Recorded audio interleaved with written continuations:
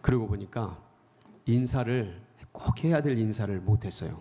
자, 우리 옆에 분들하고 이렇게 인사하겠습니다. 메리 크리스마스. 메리 크리스마스. 아니, 이 인사할 기회가 없습니다. 메리 크리스마스. 참, 네. 우리가 뭐 메리 크리스마스 이 인사도 잊으면서 살아갈 뿐만 아니라 사실은 하나님이 주신 꿈, 열정, 비전 그런 것들을 잊고 살 때가 한두 번이 아닙니다. 참 분주한 삶 속에서 바쁜 일상 속에서 그런 걸 놓치고 이제 흘러가면서 살 때가 한두 번이 아닌데, 제가 벌써 한 40년도 넘은 일이죠. 중학교 때 교회에서 성경을 읽다가 성경이 튀어나와서 저에게 말을 건 적이 있습니다. 그 출애굽기 26장 14절인데 그 말씀이 한번 띄워주실까요? 출애굽기 26장 14절 한번 같이 읽어보겠습니다. 시작. 붉은 물들인 순양의 가죽으로 막을 덮개를 만들고 해달의 가죽으로 그 윗덮개를 만들지니라. 이게 출애굽기라 이게 성막에 대한 내용이지 않습니까? 쉽지 않은 내용입니다. 저걸 이해한다는 게. 근데 뭐 중학교 1학년짜리가 저걸 읽으면서 무슨 이해를 했겠습니까? 근데 저걸 읽는데 갑자기 말씀이 들리는 거예요. 그래서 뭐라고 하냐면 네가 해달의 가죽이 되어라. 네가 해달의 가죽이 되어라.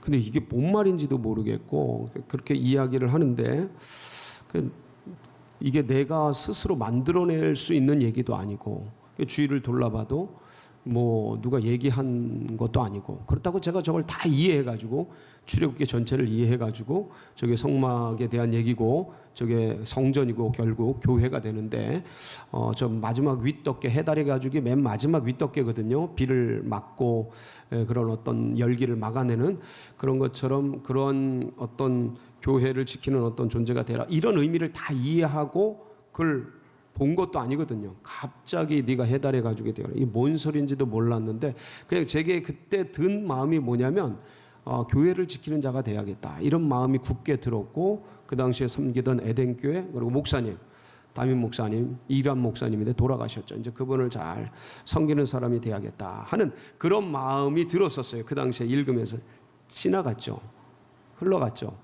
세월이 흘러가면서 뭐 그 말씀도 그냥 스쳐서 잊어버리게 됐고, 그래서 그렇게 해서 한 17년의 세월이 흘러서 이제 31살, 30살 막 요때쯤 되어서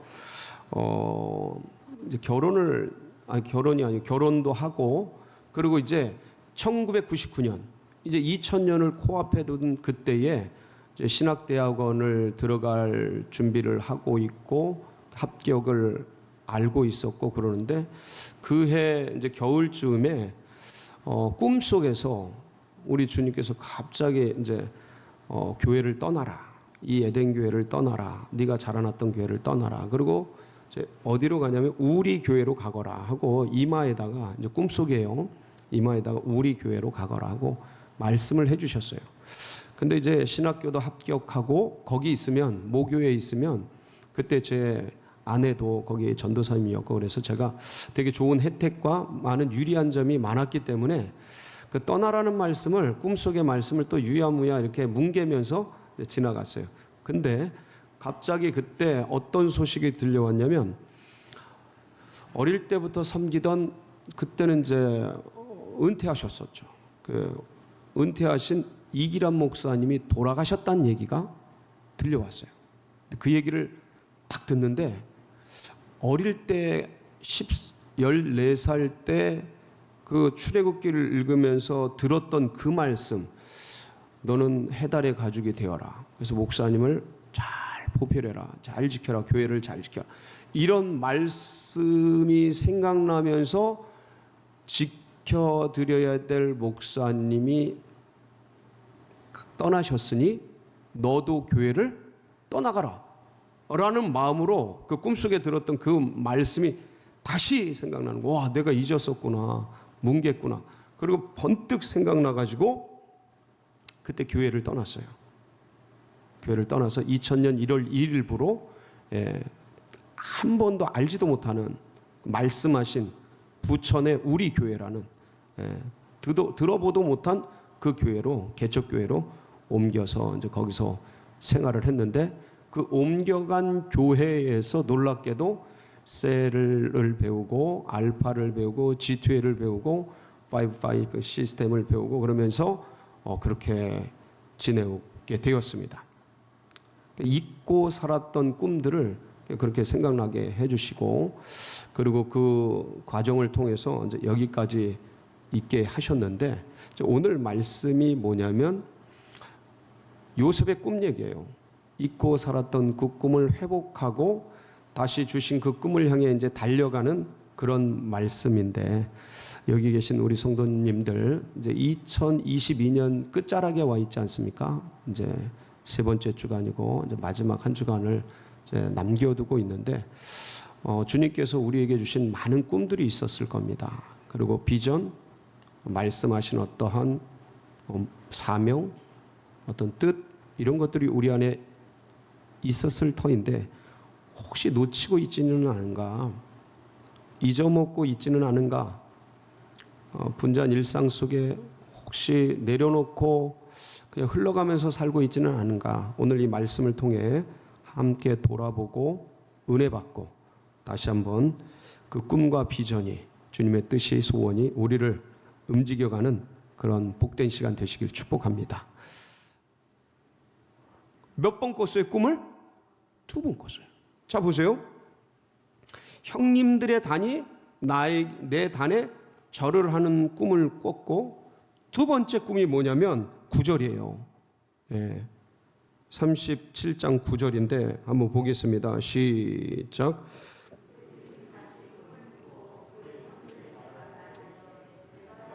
꿈을 꾼즉 해와 달과 11별이 내게 절하더이다 하니라. 자, 이번에는 누가 절을 해요? 해와 달과 몇 별이요? 11별. 이거 보세요. 그러니까 이 곡식단 꿈하고 해달별 11별은 다른 꿈인 거예요. 이 곡식단 꿈은 지금 오늘 본문에서 요셉에게 형님들이 곡식을 구하러 요셉에게 절을 하고 있는 그 장면을 얘기한 거예요. 그런데 꾼 꿈을 생각하면서 동시에 두 번째 꿈, 해와 달과 11별이 절을 하게 되는 꿈, 그것도 이루어져야 되는 것이죠. 자, 그러면서 첫 번째 꿈이 내 눈앞에서 실현되는 걸 보면서 요셉은 무슨 생각을 한 거예요?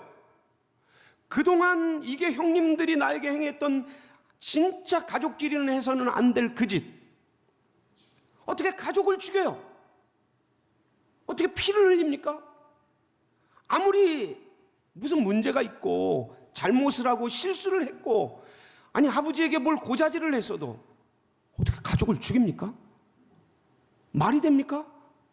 아무리 옛날이지만, 아무리 3,000년 전 4,000년 전 일이지만 이게 가족끼리 이런 일이 있을 수가 있냐 이거예요. 그러니까 이게 얼마나 한이 됐겠습니까? 사람을 죽이려고 할 때 그 시퍼런 눈에서 나오는 그 살기를 느낄 때 얼마나 겁이 나요.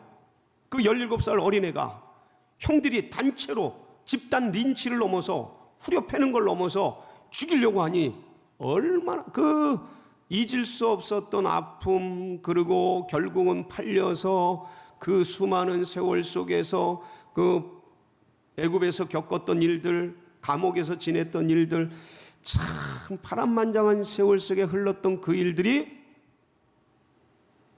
아픔이고 상처였는데 돌아보니까 누가 행하신 꿈이었어요? 누가 행하신 일이었어요? 하나님이 하신 일이에요. 여러분, 그러니까 이 형들이 요셉에게 절을 하는 이 첫 장면에서 꾼 꿈을 생각한 요셉은 충격이에요. 엄청난 충격이에요. 제가 고 이기란 목사님의 소식을 딱 들었을 때, 돌아가신 소식을 들었을 때 진짜 소름 끼쳤어요. 14살 때 그렇게 생각을 주셨던 그 환상 같은 말씀이 오늘 이렇게 들리는데 어마어마하게 나를 책망하고 여기 뭐 하고 있냐 빨리 떠나라 라는 그런 어떤 강력한 메시지로 저를 그냥 움직여 버린 거예요.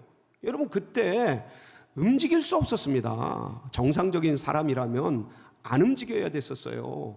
그런데 뭔가 듣지 못하고 알지 못하고, 인간이라는 게 욕심이 있고 한계가 있고, 그러니까 그 상황이 전부인지 알고 있지 전체를 어떻게 내다봅니까? 인생 전부에서 영원에서 어떻게 그 점을 봐요? 못 보지 않습니까? 그리고 다 그 지식과 이해의 한계 속에 있는 사람들이 어떻게 그걸 다 봐요? 근데 주님은 보고 계셨던 거죠. 그러니까 거기서 쫓아내기 위해서 그 옛날 어릴 때 14살 때 꿈을 주셨어요.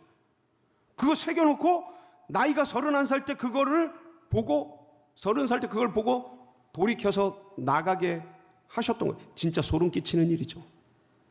요셉이 그거를 느낀 거예요. 17살 때, 어렸을 때, 절을 할 때 느꼈던 그것을 주님이 주셨던 거구나. 아, 형님들을 그때 나를 죽이려고 하고 못 죽이게 하고 상인들에게 은 20냥에 팔아서 애굽에서 밑바닥에서 전전하면서 고생하면서 결국은 그 가정 총무로서 여러 일들을 경험하게 하고, 이게 총리할 때 어떤 경영의 그 밑바닥이 되죠. 가정 총무의 일들이.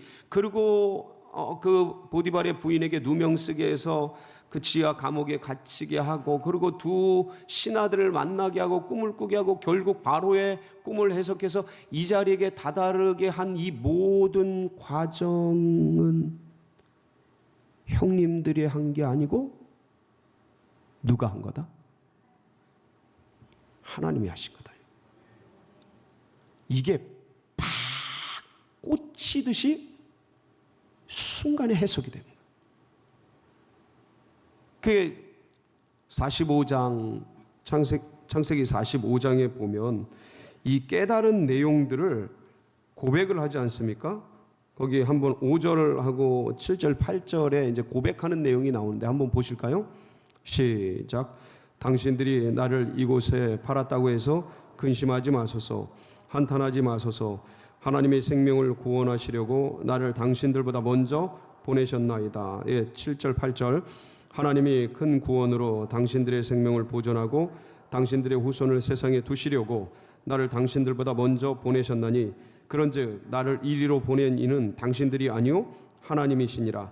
하나님이 나를 바로에게 아버지로 삼으시고 그 온 집의 주로 삼으시며 애굽의 온 땅의 통치자로 삼으셨나이다. 누가 나를 이곳에 보냈다? 당신들이 아니다. 당신들이 아니고 하나님이 나를 이곳에 보내셨다라는 내용이, 이게 형님들이 절을 하고 있는데 확 깨달아요. 그러니까 두 번째 꿈이 뭐예요? 해와 달과 11별이 자신에게 무릎 꿇고. 그러니까 이 야곱의 온 가족이 애굽으로 들어오는 게 주님의 주신 꿈이었던 거예요. 그러니까 이 두 번째 꿈을 향해서 오늘 본문 9절에 어떻게 움직여가요? 너희들 뭐다? 정탐꾼이다. 한번 보겠습니다. 9절 말씀 시작. 요셉이 그들에게 대하여 꾼 꿈을 생각하고 그들에게 이르되 너희는 정탐꾼들이라.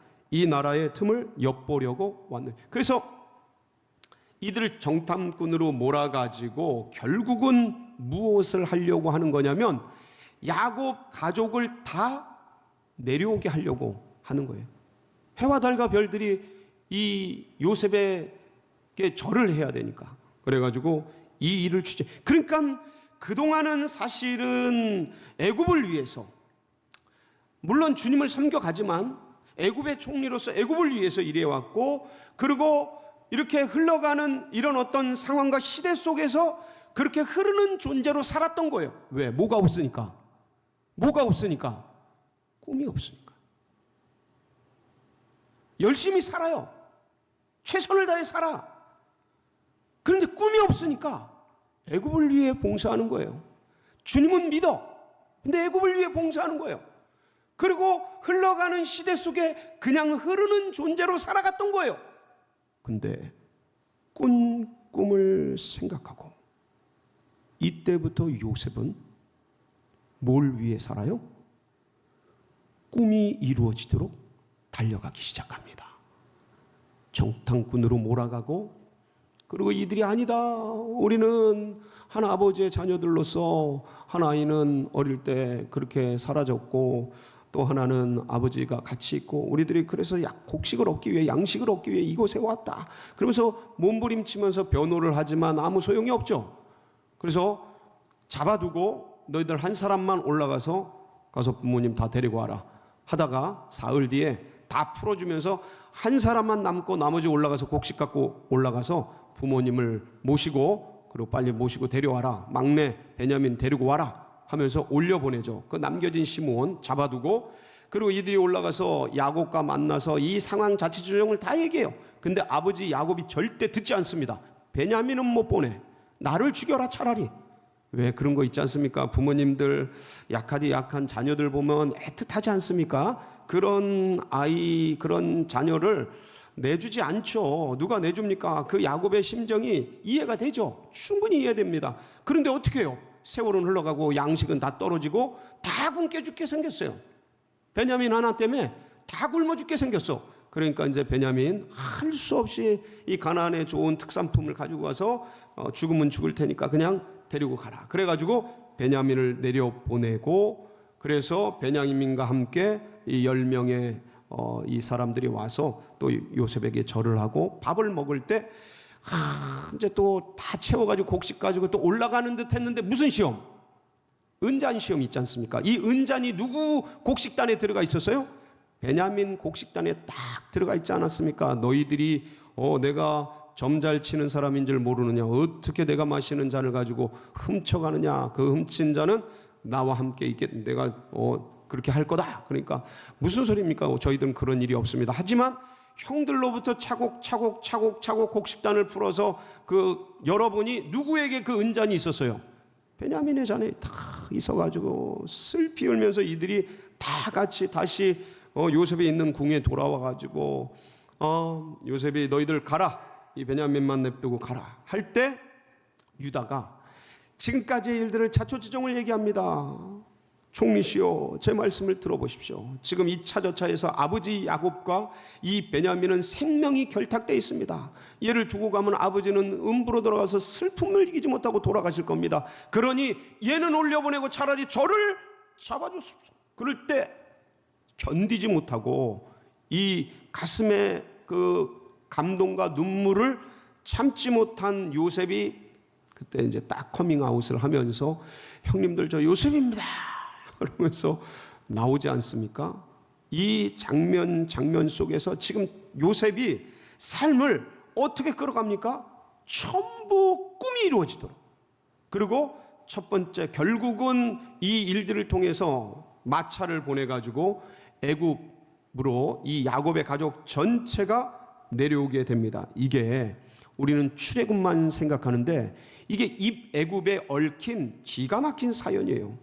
엄청난 일입니다. 요셉에게 꿈을 주시고 하나님은 거대한 섭리를 통해서 이 야곱 가족을, 야곱은 절대로 가나안을 떠날 생각을 안 했습니다. 그런데 요셉이 살아있다는 얘기를 듣고 요셉이 총리가 되었다는 얘기를 듣고 요셉 얼굴 보려고, 왜냐하면 애틋하게 사랑했던 채색 옷을 입혔던 그 아이거든요. 근데 이제 노년에 135세가 돼서 어디 움직일 수 없고 거동할 수 없는데 그 긴 여행을 어떻게 할 기운이 있겠습니까? 근데 아들 하나 보겠다고 오래전에 죽었던 그 아들이 살아있다 하니 그 아들을 보겠다는 생각에 기운이 일어나서 결국은 내려와서 야곱을 보게 되는데, 이 놀라운 이배굽의 장면이 참 하나님께서 이 창세기를 통해서 이끌어가는 놀라운 섭리가 아닐 수 없습니다. 창세기 46장 26절 27절에 보면 거기 입애굽의 장면이 나옵니다. 한번 보시겠습니다. 시작. 야곱과 함께 애굽에 들어간 자는 야곱의 며느리들 외에 66명이니 이는 다 야곱의 몸에서 태어난 자이며 애굽에서 요셉이 낳은 아들은 2명이니 야곱의 집 사람으로 애굽에 이른 자가 모두 70명이었더라. 하면서 이 이배굽의 장면들이 그 안에서 이루어지게 되고, 그리고 요셉은요 그들을 다 먹여 살릴 뿐만 아니라 이제 하나님께서 이들을 이곳에 두시고 애굽으로 들어오게 하신 것은 이들을 하나님께서 번성케 하고 그리고 반드시 출애굽시켜서 가나안의 그 땅까지 주실 것이다라는 것을 알고 있었어요. 그래가지고 애굽하는 이 이스라엘 백성들을, 이 야곱의 자손들을 어디에다 두냐면 고센 땅에 머무르게 합니다. 고센 땅 라함셋이라는 곳에 두게 돼요. 이게 창세기 45장 10절인데 그 말씀 한번 보겠습니다. 시작. 아버지의 아들들과 아버지의 손자들과 아버지의 양과 소와 모든 소유가 고센 땅에 머물며 나와 가깝게 하소서. 이게 지금 이 요셉이 꿈을 생각하고 그 꿈이 이루어지고 그 꿈이 어떻게 되고 하나님께서 이들의 생명을 보존하고 지키시고 이들의 후손들을 번성케 하기 위해서 그리고 약속의 땅 가나안을 반드시 주실 터인데 그때 나는 무엇을 해야 하는가, 그 꿈에 연동돼서 하나하나 일들을 해나갔던 거예요.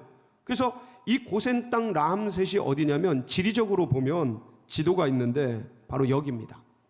그러니까 이 지점, 지금 저게 이제 출애굽한 장면인데 저 지점이 어디냐면 애굽에서 고센 삼각주 지역 중에 오른쪽이에요. 오른쪽이면서 저기가 풀들이 많아가지고 목축업도 하기 좋을 뿐만 아니라 물기운도 있어가지고 수분도 많아서 아주 좋은 곳이에요. 그러면서 동시에 출애굽이 있을 때 가나안 땅으로 빠져나가기 가장 최적의 지리적 요건을 가지고 있는 곳입니다. 지금 요셉은 하나님이 주신 그 꿈 생각하면서 그 꿈이 이루어지도록 하나하나 설계해 가는 거예요. 하나하나 설계해 가는 거예요. 그러고 나서 저렇게 하고 자신이 마지막에 창세기 50장에 보면 요셉이 이제 죽을 때가 됩니다. 근데 유언을 해요. 뭐라고 하냐면 한번 보실까요? 창세기 50장 24절 26절 시작. 요셉이 그의 형제들에게 이르되 나는 죽을 것이나 하나님이 당신들을 돌보시고 당신들을 이 땅에서 인도하여 내사 아브라함과 이삭과 야곱에게 맹세하신 땅에 이르게 하시리라 하고 요셉이 또 이스라엘 자손에게 맹세시켜 이르기를 하나님이 반드시 당신들을 돌보시리니 당신들은 여기서 내 해골을 메고 올라가겠다 하라 하였더라. 요셉이 110세의 죽음에 그들이 그의 몸에 향재료를 넣고 애굽에 입관하였더라. 애굽에 뭐 했어요? 입관합니다. 여러분, 장사라는 것은 첫날 돌아가시면 24시간 기다렸다 다음날 입관합니다. 입관한 다음날 뭐예요? 하관하는 거예요. 3일장 내지는 4일장이에요. 그런데 이 애굽에서 소천한 요셉은 이때 입관하고 하관은 언제 합니까? 430년이 지난 여호수아서 24장 32절인데 한번 보시겠습니다. 이때 하관을 합니다.